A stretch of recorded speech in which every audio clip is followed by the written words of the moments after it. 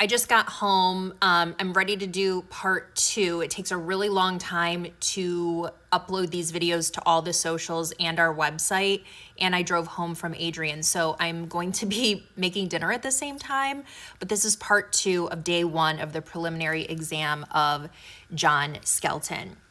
So Tanya, the mom, was supposed to get those kids at 3 p.m. on Friday, November 26th. She tries calling John at 11 o'clock because, again, she's supposed to take the boys to her nephew's state championship game at Ford Field, and she wanted to get some fan gear for the boys, so she thought maybe he will let me take the boys a little bit earlier.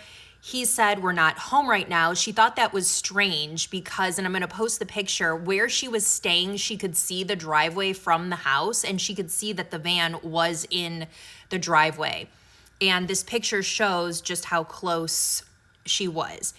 He said that the boys spent the night with that Joanne Taylor. She saw a woman get out of the driveway and walk toward the front door around 1:30 or 2 that afternoon, and then she saw the car backing out and heading east. So she contacted John again to see if they're coming home, and he said, I haven't been completely honest with you today. I'm not with the boys. I'm at the Fulton County Health Center.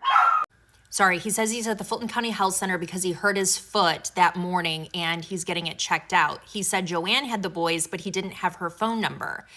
So Tanya's asked about being in this Cafe Moms chat room, and she had gotten a message from a woman identified as Joanne Taylor earlier in November under the name Mom Forever Young, and she accepted this friend request. She didn't recognize the name at the time, but after this conversation, Joanne Taylor said that she was married to a minister that John helped in Indiana while he was traveling. They had become friends and stayed in touch. Tanya believed this, but she started questioning it later on when Joanne Taylor seemed to know a lot of personal information. And on Friday, November 26th at 7:02, she got an email from that account. She read the whole email. I tried to keep really good notes, but she read the whole email. So basically, Joanne Taylor is now saying, it's a shame that you were so hurtful to your DH, which I guess in these chat rooms means like dear husband, when all he was trying to do is make things right.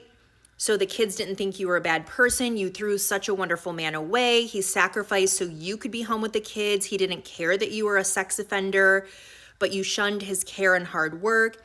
He defended you and his family to his mother. You sat on your ass and did nothing and never praised him for the hard work that he did. Lack of respect. He came home and kissed you and made love to you. Where were you for support? Called her a slut, a bad mom, lazy, sex offender, never helped with homework. He's a good, hardworking man, a victim. He loved you more than life, and you ignored him and persecuted him. So this is where the light bulb goes off for Tanya, saying, whoa, well, John really uses the word persecuted a lot when he talks about our relationship. So this has to be him because of the word persecuted. And then she also said in the email, this Tanya, that John just dropped the boys off to me and I'll be watching them for a few days. So Tanya really becomes concerned when John tells her he's at the Fulton County Health Center and the kids are with Joanne, but he didn't have her number. The number was written on a piece of paper in their marital home, which she no longer had access to. So she calls the Fulton County Health Center and asks, are the children with John? And they say no. She becomes alarmed. John doesn't seem to know where the kids are. She calls again and asks to speak with the nurse in charge. Technically, they're still married. So the nurse is able to say that John tried to hang himself earlier in the day. So she became very alarmed at this point because it's clear that John's going to be there for a while and he does not know, and she does not know where the kids are. So she calls her attorney and 911 at 3:15 to the marital home on Congress. They said the police couldn't do it for some reason. It's a small town. And so she asked for a deputy. And it's a little bit later, around 4:30, that an officer does show up. Her sister said to go to her aunt and uncle's house at this point because they said, we don't know what we're going to find in this house, alluding to the fact that the children could be in the house, and they just didn't want her to see that. No children were in the house, and an Amber Alert was issued at 11:25 that night. The chief called her around 1 to 2 o'clock in the morning, which was interesting, to talk about what would be happening in the morning, all of the agencies that would be arriving to help investigate. Tanya goes to the marital home and sees destruction. She went with, I believe, Chief Weeks. And I'm going to be posting these pictures, and I will describe what she saw.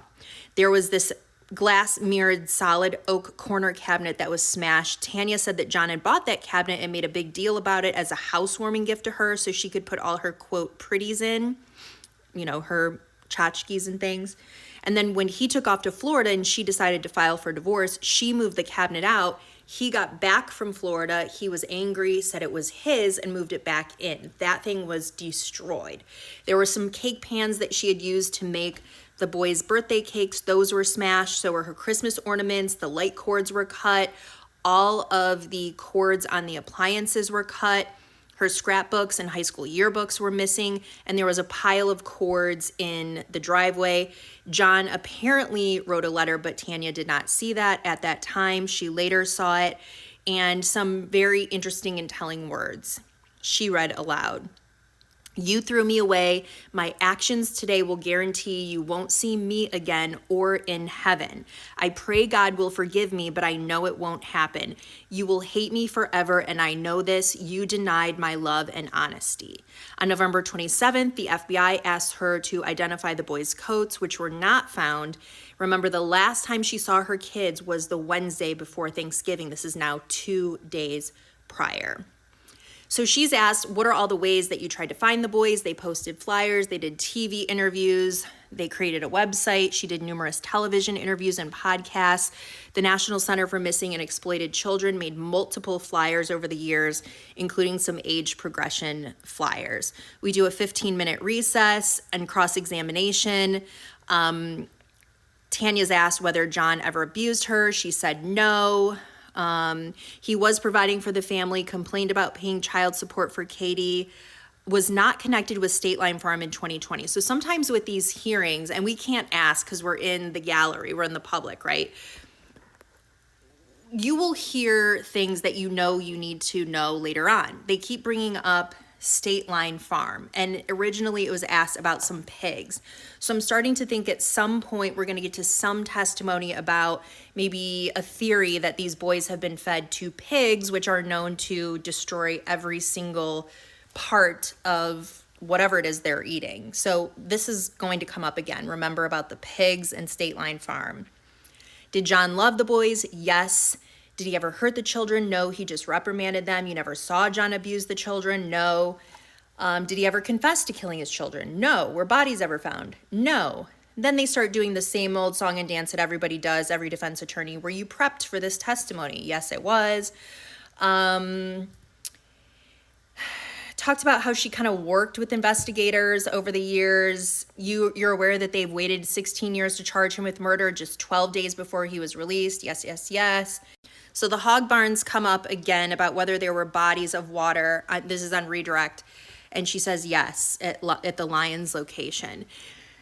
John did not have custody of his older daughter. It came out during redirect that at some point John had an abuse allegation, never an arrest, that his daughter was sleeping with John and his ex. The ex goes to work. The little girl reports seeing milk come out of his pee.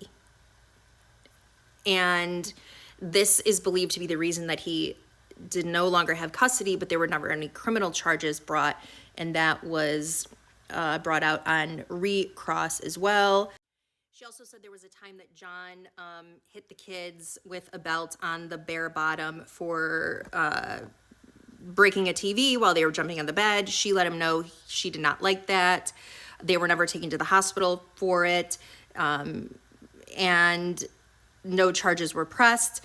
Tanya will be allowed to stay in the courtroom but cannot discuss the testimony for the remainder of the hearing. Up next, we have the pastor, Donna Galloway.